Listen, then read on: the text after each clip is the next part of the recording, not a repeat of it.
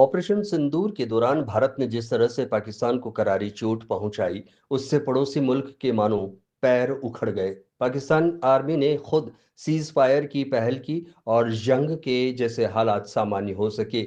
इस सैन्य संघर्ष के बाद भारत अपनी सैन्य क्षमता को मजबूत बनाने में जुट गया है। देश में फिफ्थ जनरेशन फाइटर प्लेन की डिमांड बढ़ चुकी है। ऐसे में केंद्र की नरेंद्र मोदी सरकार ने बड़ा कदम उठाया है।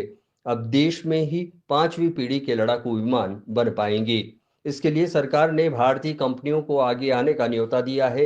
ये भारत का सबसे बड़ा सैन्य अनुसंधान और विकास कार्यक्रम है। इसमें प्राइवेट और सरकारी कंपनियां मिलकर काम करेगी। ये कंपनियां मिलकर आधुनिक लड़ाकू विमान बनाएगी।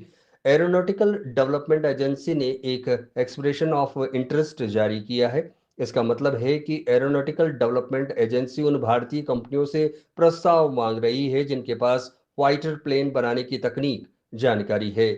ये कंपनियां अगले 8 सालों में फाइटर प्लेन बनाएगी। इसमें वही कंपनी आवेदन कर पाएगी जो तकनीकी रूप से सक्षम है।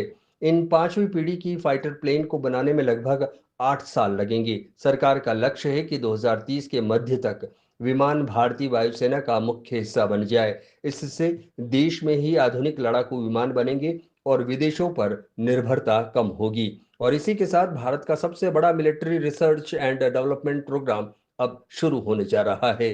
भारत में फिफ्थ जनरेशन ये फाइटर कमाल के होंगे। इन कॉम्बैक्ट एयरक्राफ्ट से पड़ोसी पाकिस्तान चीन की टेंशन बढ़ना तय है।